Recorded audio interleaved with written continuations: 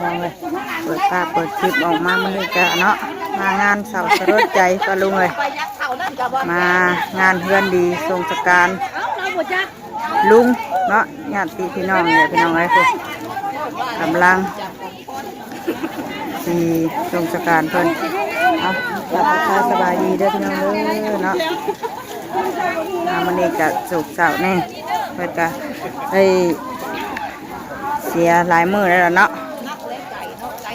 เพราะว่ามื้อนี้เป็นมื้อทรงสการเพิ่นก็อยู่หน้าเลยพี่น้องเนาะอยู่เดินหน้าเพิ่นเองบ่ได้ไปประสาทเนาะอยู่หน้าของเพิ่นเองนี่แหละได้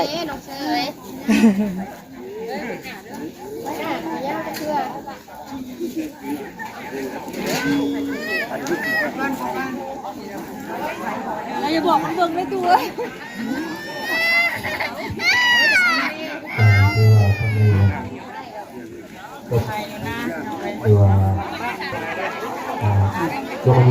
คนก็หลายเนาะคนก็อยู่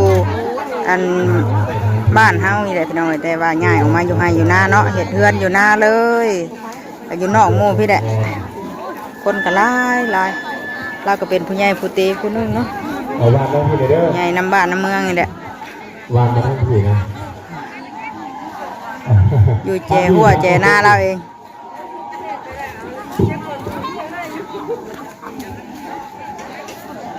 เลยแล้วก็กว้างแฮมทีหน้าเราก็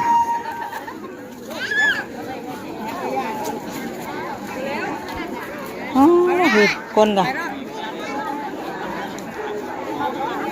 ไม่ได้ไปนั่นเนาะบ่ไม่ได้เอานั่นบ่เลย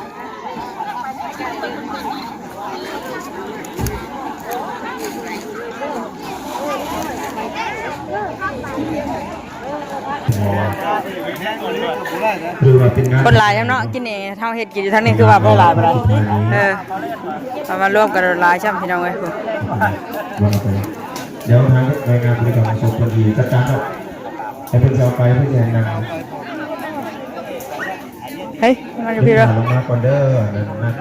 จานะโมตัสสะภะคะวะโตอะระหะโตมาตัมพุทธัสสะเมตัญจาสัพพะโรกัสสมิงมานาสัมภาวะเยอปาริมานังโตจาติเรนันจาอาสัมปะทังอเวลังอาสัมปะทังติสัญจารังนิสินโนวะจยะโนวะญาวะตัสสะวิกาตามิโกฝนตกแล้วเนาะคืมครับตุมมาเมตังวิหารังอิตามโหติติมจาอนุปกามาสิรังวะตัสสะเนนะสัมปันโนนาเกตังนายิสัตุปปวัสยังปุณเลเตติอานิจจวัตสังขาราอุปาทวายาปามิโนนิโรชันติเตสัอุปาทโมสุโคอานิจจวัตสังขาราอุปาทวายาปามิโนนิโรชันติเตสัอุปาทโมสุโคสัพเพสัตตามารันติจามาลิงสุจามาริสเลมาริสาเมนาติเมสังไตโยพวกบทลุงว่าวนังอย่าพอดื้ออานิจจามันแดดเนาะวัตสังขาราไปนั่งโฮมไปง่ายมันแดดเลยพี่น้องพามิโดคนปกติอุปชิตาวานิโรจันติน่ะบ่อนเราปลูกมันเห็นแต่ห้อยเราเห็นแต่คุมมันเราแล้วกันสุโกที่เกิดอุบัติเหตุเลยพี่น้องเนาะที่ว่ามารันติจาเป็นมารินตุจาในซอง3 ปีนี่แต่เราก็ได้เบิดบุญแล้วเนาะการยตามีนาทีเมเอตสังไสโยคนกสิโต้ข้าวโพดบ้านนี่ขึ้นไปเนาะเชิญเลยก็เชิญต้องผ่าใจหยาดน้ำมาเดียวโดยขน่อยเดี๋ยวเก็บไปซะก่อนรอแป๊บนึงนะขนาดดีสูตรมติกากันเรียบร้อยแล้วเนาะเพื่อส่งดวงวิญญาณของพ่อเฒ่าสิงห์แก้วอินดาราเราอายุ65 ปีฉันเขาอ่านได้สื่อผู้ที่วางพระไตรจีวรมีอยู่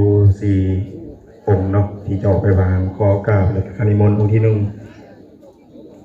จัวลูพิมพ์สอนขอกราบรัตนานิมนต์องค์ที่สองจัวอุดมดีพิมพ์ดาราขอกราบรัตนานิมนต์ที่สามจัวสมควรพิมพ์ดาราขอกราบรัตนานิมนต์ที่สี่จัววางใจไปวางดอกไม้ก่อนพี่น้องเลยเนาะไปบรรดาเจ้าภาพจัวไปยืนอยู่เรียงแถวเด้อจัวนิมนต์ใครยืนอยู่มองเจ้าภาพที่ยืนจัวยืนอีกฝั่งหนึ่งโดยยืนอยู่ฝั่งนี้นะถึงจะจัวนะยืนเลยเป็นเรียงแถวเลยแม่ขาวอยู่ฝั่งพุ่นเนาะคนหลายเลยเนาะพระเจ้ากับ คนหลายพี่น้องเลยขอขอบใจแทนเจ้าภาพเป็นผู้ใหญ่น้ำบ้านน้ำเมืองเนาะแต่ก่อนเราก็เป็นพ่อบ้านเก่าพี่น้องเลยเนาะก็เลยขอบใจแขกประธานที่ทานได้มาแบ่งเบาความใจเหลือให้กำลังใจทางครอบครัวพิมพ์ดาราและพิมพ์มาสอนจนได้ถ่ายงานชาปนกิจศพของพ่อเฒ่าสิงแก้วพิมพ์ดาราโรมายู65 ปีเสร็จสิ้นเป็นแบบจงงามสั้นแล้วทางเจ้าภาพบ่มียังที่จะตอบบุญแทนคุณแขกประธานนอกจากคำเกาใจให้พรนี้ขอให้แขกประธานเขาจงมีแต่ความสุขความเจริญอยู่ดีมีแหงร่ำรวยเงินทองพัฒนาสิ่งใดขอให้ทานได้สิ่งนั้นสมดังมุ่งมั่นพัฒนาทุกประการเนาะทางเจ้าภาพยกมือพนมขึ้นในเด้อเวลาทางแขกประธานเพิ่นยางล่างนำขมิ้นเนาะเอากาทรงแขกขอบใจเพิ่นดังท่านจัวกับบตรงนบแขกขาวกับบตรงนบเนาะมีแต่ผู้ที่บริบวชญาติของเพิ่นไปซะพี่น้องเลยเดี๋ยวไปเอาดอกไม้ถือว่ามีความอบอุ่นเนาะในทางครอบครัวพิมพ์ดาราและครอบครัวพิมพ์มาสอนในงานชาปนกิจศพของพ่อเฒ่าสิงแก้วพิมพ์ดาราเนาะเราอายุ65 ปีซึ่งได้จากโลกนี้ไปสู่โลกหน้าเนาะก็ถือว่าผู้มาแต่ใกล้และไกลต่างก็มาแสดงความเสียใจและให้กำลังใจทางด้านครอบครัวเป็นใจเดียวกันเนาะก็ถือว่าในตอนที่เพิ่นมีชีวิตอยู่นี้เพิ่นก็ได้สร้างผลงานความดีต่างหลายเนาะบริหารบ้านเมืองทางการบ้านของแกแนวโฮมที่ได้มีการอุปโมทนาสร้างวัดวาอารามโรงเรียนถนนหนทางต้องหลายๆได้เปิดถอไม่จันกับบ่ได้การทำงานความดีหลายถึงมีบารมีหลายปานนี้มีบรรดาญาติพี่น้องแขกประธานมาห่วงแสดงความเสียใจกับครอบครัวเพิ่นดอกไม้จันทร์เนี่ยถือว่าหลายกว่าหมู่นะแล้วก็สุดอื่นๆอีกครับครอบครัวนี้การที่ได้เดินได้มาบริการหลังจากแขกบรรดาทานรามนำคำมินเรียบร้อยแล้วก็ขอเรียนเชิญทางเจ้าภาพอีกครั้งหนึ่งเนาะรับประทานอาหารน้ำดื่มกับเขาที่ทางสภาจะเตรียมไว้ทานนะคือว่าในส่วนกลางเดือนนี้จะมีผู้แล้วให้แล้วหน้าก็มีผู้ยังบ่แล้วก็มีเนาะ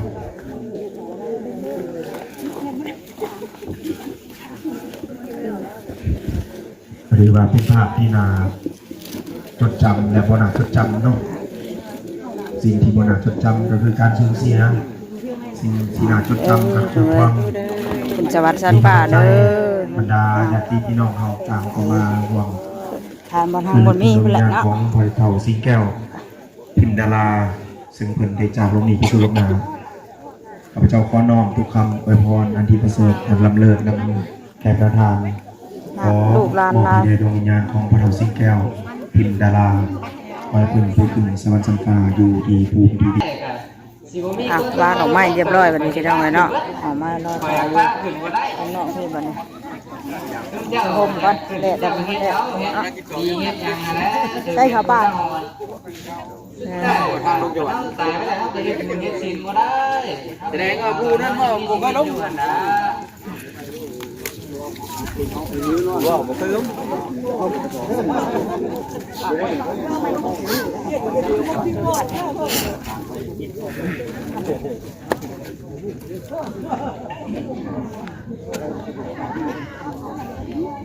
ต้องพูดกันย้อนเพิ่นนั่นล่ะ กายเอบเนาะสิหอนไปทางกันเลย พูดโทษเลยเราผู้หูผู้ตื่นผู้เบิกบาน นี่แหละปลาแดง ก็ว่านะโมตัสสะเลยจ้ะสิแปลว่าอันขอน้อมในพระภูมิพระภาคเจ้าพระภูมิพระภาคเจ้ากับพระพุทธเจ้าหั่นล่ะที่ได้อยู่นี่บ่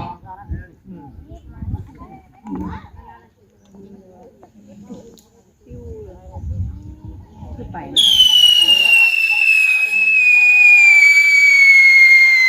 อ้ายมันสวัสดีป้าปุ๊ดละ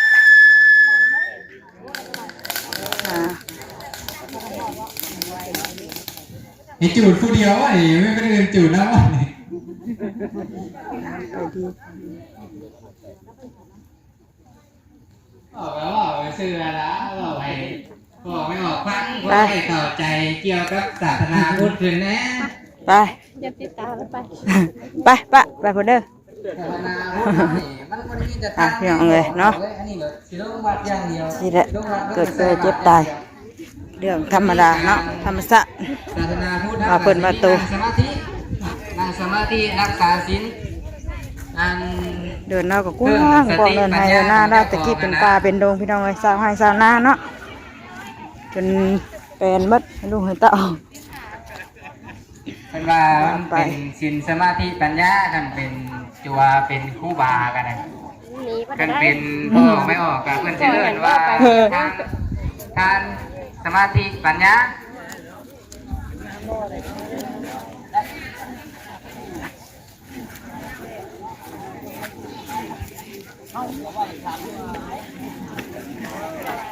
ลงวัดกับต้องลงไปตักกี้น้ำ ปอดกลัวเพิ่น ที่นี่แหละ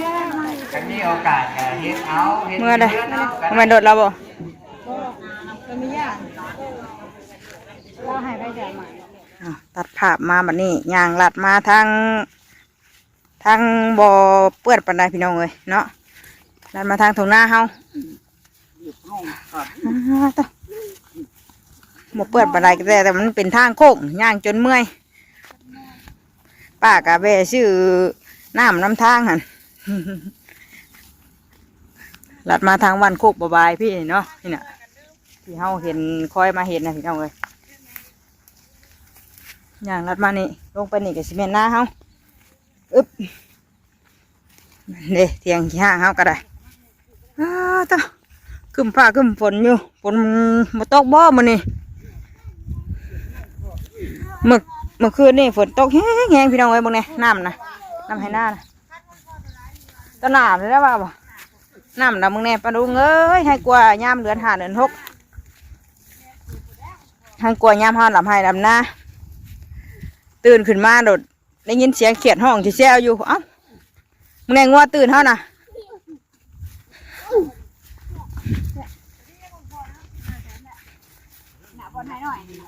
นี่เด้กวางเติบได้ดิเนาะผู้พี่เด้นี่ขึ้นมาน้ำบอลป้าค่ะเนี่ยน้าไม่เท่าปั่นให้ลูกแล้วพี่น้องเลยต่อลงเถียงเขาพุ่นเนาะผู้เถียงเขา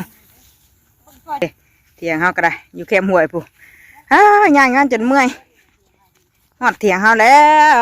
ขามห่วยนี่ก็เมื่อยกับหอดได้บัดนี้ไกลเติบได้พี่น้องเลยเนาะจุ่มผู้จนที่เครื่องบ้านไปถ้ากันย่างไปทางเปื้อนก็เลยไม่ได้เอารถไปถ้ารถไปก็โค้งผู้ทางบ้านเขาออกมาบ้านนุ่นย่างโค้งมาผีเข้ามาในพี่อีกก็เลยพากันย่างเอาบด3-4จักหมูจักหมากระเล่นไปน้ำถ้ายังเกี่ยวข้าวอยู่เท่านั้นเนาะยังมาแล้วผู้เกี่ยวข้าวกะฝนตกห้ำพี่น้องเลยเนาะดีทอเขาปั่นแล้วสั่นนะแม่นลงมาไล่คือเก่าได้บ่บนหนึ่งก้อนน้ำมีใส่กระอังอยู่นี่เด้บนหนึ่งก้อนน้ำนะอยู่หายได้กระอังอยู่พี่น้องเอ้ยโอ้งวยชนข่อยเฮ้ยเฮามาเลยมาเฮามันเลยโอ้ยจนห้อนเนาะใจดีโอ้เหมือนฝนไหม้เลยตกห้ามเข่าพี่น้องอีกแล้วนี่ ผู้ยังเกี่ยวไปแล้วก็มีผู้ยังปั่นก็มีฮะเฮ้ยเนี่ยป้าน้ำฝนสิแหละพากันมา3-4น้องเชื่อพ่อมบ่าวเล่าก็มาไอ้ชงจากการประตูขึ้นสวรรค์ท่านพระได้เบิดถูกเบิดโฉกเบิดพญาโลคาแล้วบัดนี้เราก็ทรมานมา2 ปี 3 ปีแล้วจักปะ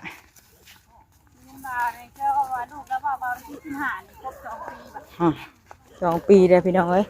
เรานอนอยู่เป็นอัมพาต2 ปีเลยเนาะวิทเวรวิทกรรมแล้วเราก็ได้ไปดีถึงสุขแหละไปพอหักบาบุญหันแหละเนาะพอหักบาบุญสารวัตรเพิ่นหันแหละเบิ้งเขาหน้าเสเงินบ่นี่เรายังเราตัดเอาได้นี่เนาะเห็นเราตากอยู่เมื่อเช้านี่ปุ๊เราเกี่ยวเรายังบ่นั่นโดดต้องห้ามเราก็ได้ปลุงเลยโอ้ตาโอ้ยเราก็มีจักอยู่ดินเลยนี่นะเรามาตากเข่าพี่น้องเลยน้ำอ่างอยู่โพดโพตกกระโตกอีลีบางช่วงจิตกอีกอยู่ได้พุ่นอ่ะมืดช่ำพุ่นอ่ะเนาะโธ่มาเลยพอดีมือห่อเทือนให้ดอกพุ่นอ่ะเข่านี่ก็ยังบริเกี่ยวนาเราก็เข่า12ได้นี่เข่านี่มันจะเป็นเข่างั้นกลัวเข่าที่เขาเกี่ยวตัวกลางนั่นพี่น้องเลยมันก็สิเย็บเกี่ยวซาดในตัวนี้พอดีเลยหายบิดอันพายุก่อนเนาะน้ำไหลหลวดให้กว่าเดือนอัน9 เดือน10บึงเนี่ยเต็มให้ของน้าเต็มอยู่เข่าแล้วก็ยังลายใช่ไหมไปช้อนเพื่อนเท่าไรอดเอาเชยทักอุ้มทักอองนั่นก็ได้กินนี่ก็ไม่อองเอาตัดมะขามเพชรกินแบบนี้เนาะเฮ้ยสีขาวใหม่มาแหลมพ่อไอเตอร์เมื่อพุ่นบ่เข่านะเศร้านี่ตกขัวใช่เด้อฮึบขัวกาเพ่บ่ได้ติแต่ห้าพันดีเกิดยำเลยเกี่ยวกับน้องนิดเลยมาเตือนมาชิงอันตกได้หะเนาะตกขัวได้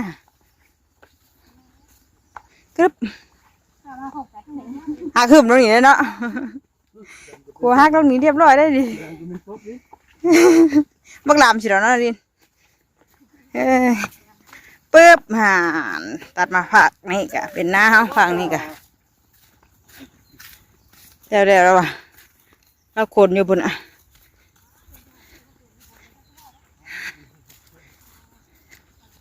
ไปสั่นไปลุงหน่อยเนาะมันนี่กะมางานเสาสลดใจส่งสการทางประตูหรือว่าลุงคนเนาะนี่เราคุณสวรรค์ท่านพระได้มันนี่กะมาเฮาเดือนฮอดซ่านเฮากับเมื่อแล้วพุ่นอ่ะไปเมื่อได้บ่นี่น้ำอ่างอยู่นาเฮากะไปพ่อกับอีคลิปหน้าคลิปนี้ก็สิจบคลิปเลยแหละปลาลุงเนาะเมื่อยเด้ไปลาปลาลุงเลยเด้อพ่อกันอีกคลิปหน้าเลยคลิปนี้ไปแล้วสบายดีพี่น้องเอ้ยฝนสิตกแล้วฝนสิตกห้ามข่าวอีกแล้วเอาขึ้นไปทางนั้นหมดนะแยกทางวะมาพี่แยกทางกัน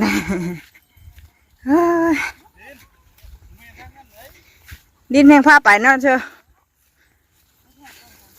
แข่งกันดินแข่งกันบอกนะแข่งกันเด้อเชียวเจ๋งไว้เล่นมันทอดกระดังงัวชนได้ลูกงัวชนนะฮะฝนกับจิตตกแล้วบัดนี้พี่น้องเอ้ยไปเมื่อฮอดแล้วก็ชวนเพื่อนนั่นนี่น่ะเนาะลาปลาลุงก่อนสบายดีเด้อ